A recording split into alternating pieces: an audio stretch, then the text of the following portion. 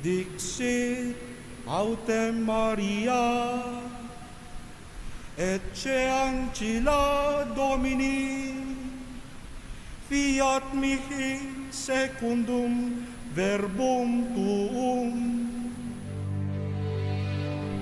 My dear people of God, after a 3 months and a 20-day delay, we are now gathered at last for the canonical coronation of Our Lady of Lourdes.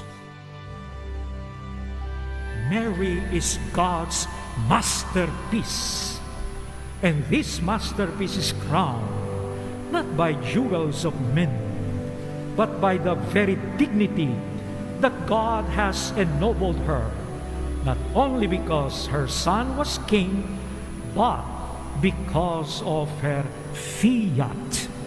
She was given an important role in our redemption.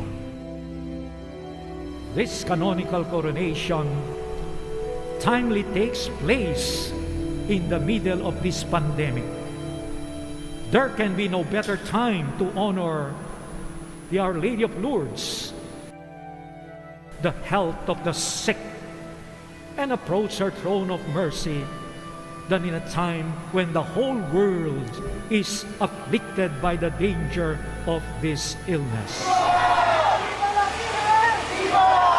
Her life is a testament to God's faithfulness and love.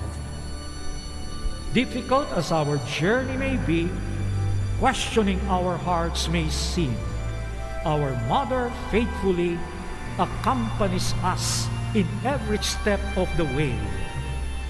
Mary is Queen, but she is also our Mother. Ikaw ang Reyna ng kalangitan ng kababaang loob. Huwag mo pababayaan kami, mga anak mo.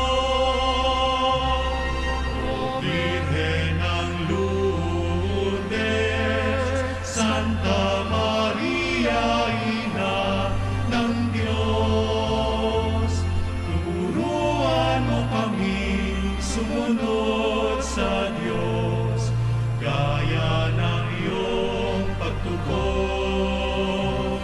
O Birhen ng Lourdes,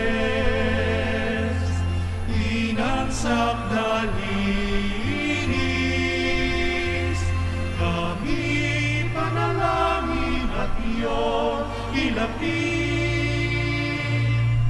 Kay Jesus na aming nilay. Viva Maria! Viva!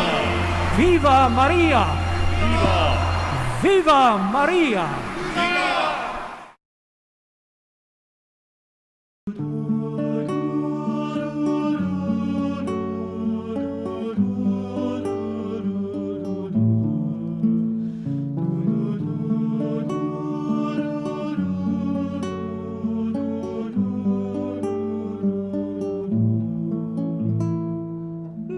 Minsan ang buhay ay isang awit ng galak, at mayroong liwanag na tatanglaw sa ating pagyapak.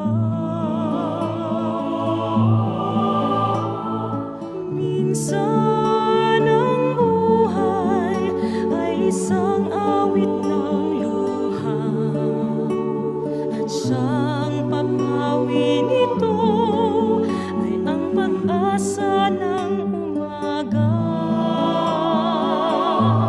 At kahit anong tindi ng unos, at kahit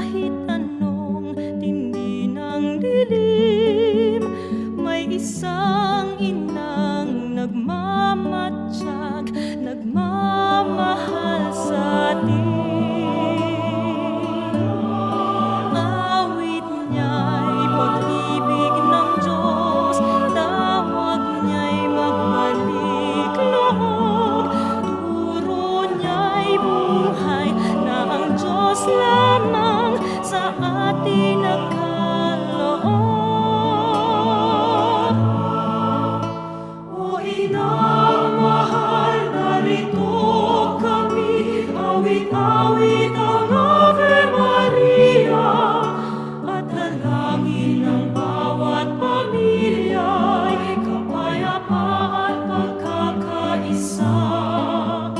Ang rosaryo mo hawak namin at awit-awit ang Ave Maria, puspos ka ng diwang banal, dinggin ang aming payak na dasal. Ihatid mo kami sa langit ng amang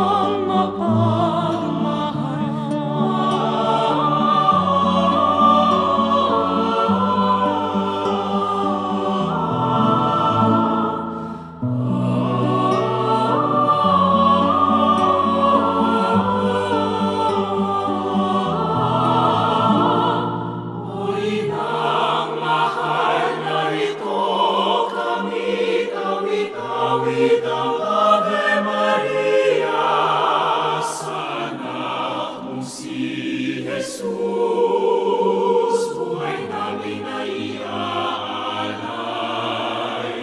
Ang rosaryo mo hawak namin at awit-awit ang Ave Maria, puspos ka ng diwang